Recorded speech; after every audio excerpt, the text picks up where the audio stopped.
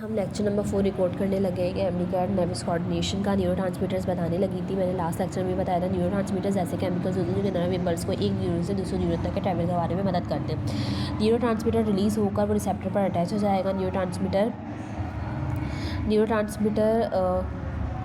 Receptor lock, मतलब neurotransmitter ऐसा की करता है और न्यूरोट्रांसमीटर क्या होता है लॉक। मतलब देखो हर ताला ना चाबी मांगता है, ठीक है। ऐसा नहीं है किसी भी चाबी से ताला खुल जाएगा, तो बिल्कुल वैसे ही सर्टेन रिसेप्टर्स होते हैं, ठीक है। उनमें क्या नाम है न्यूरोट्रांसमीटर ऐसा की लगता है, मतलब कि हर रिसेप्टर की एक अपनी की होगी, ठीक है। न्यूरोट्रांसमीटर का जो रिसेप्टर होगा वैसा लॉक एक्ट करेगा और न्यूरोट्रांसमीटर ऐसा की एक्ट करेगा। सोडियम चैनल्स बोल लो, गेट बोल लो। जब सोडियम आइंस अंदर आएगा inside the neural lima, so here action potential is done, मतलब कि न्यूरल लिमा क्या है आया, केमिकल रिसेप्टर पे लगा, ठीक है। सोडियम के चैनल्स ओपन हो गया, सोडियम के गेट्स ओपन हो गए, सोडियम आयन अंदर आ गया।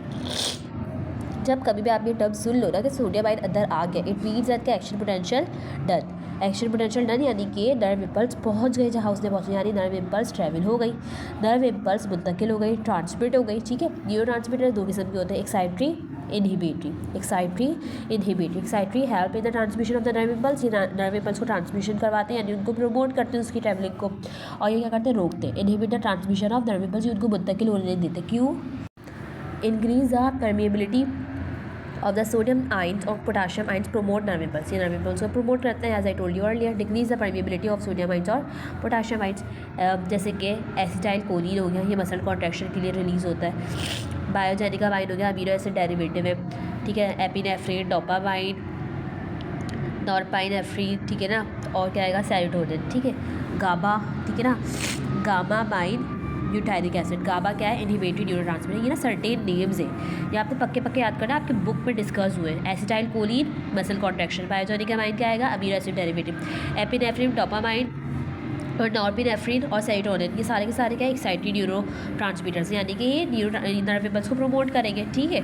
लेकिन ये गाबा हो गया, जैसे गामामाइन ब्यूटाइरिक एसिड, इसकी फुल में गामामाइन butyric acid, gamma amino butyric acid. और जैसे गैलिसिन हो गया, ठीक है, ग्लूटामेट हो गया, एस्पर्टेट हो गया, ये चार जो नाम है ना, ये क्या है, इनहिबिटरी न्यूरोट्रांसमीटर्स, ठीक है। क्या है ये, इनहिबिटरी। गाबा क्या है, gamma amino butyric acid, gamma amino butyric acid, gamma amino butyric acid. Glycine हो गया, और क्या होगा, ग्लूटामेट हो गया, और एस्पर्टेट हो गया, ये सारे क्या आएंगे, इनहिबिटरी, ठीक है। अब हम देखते हैं कुछ डिसऑर्डर्स, जैसे शिज़ोफ्रेनिया, पार्किंसंस डिजीज़। बर्ड्स के जो एंसेस्टर्स होते हैं ना, वो कौन है, रेप्टाइल्स, ठीक है। बेसिकली क्या है, डायनासोर बर्ड्स के एंसेस्टर्स हैं। एक ऐसी नॉलेज वाली बात है। शिज़ोफ्रेनिया में क्या होता है, ओवर प्रोडक्शन ऑफ डोपामाइन बहुत ज़्यादा प्रोड्यूस हो जाएगा, तो आपको कौन सी बीमारी हो जाएगी, schizophrenia. Parkinson disease, deficiency of dopamine, यानी यार देखो हमारे इस्लाम भी क्या कहता है, हर चीज़ बयान रिव्यू में अच्छी लगता है। अगर डोपामाइन बढ़ गया तो क्या हो जाएगा, शिज़ोफ्रेनिया। डोपामाइन कम हो गया तो क्या होगा, पार्किंसन डिजीज। डोपामाइन क्या आएगा, डोपामाइन है न्यूरोट्रांसमीटर, ठीक है। डोपामाइन और सेरोटोनिन दोनों मिलकर काम करते हैं, डोपामाइन और सेरोटोनिन दोनों मिलकर काम करते हैं। ये दोनों न्यूरोट्रांसमीटर अगर बैलेंस रहे तो स्लीप, मूड, अटेंशन, लर्निंग सब फिक्स रहता है।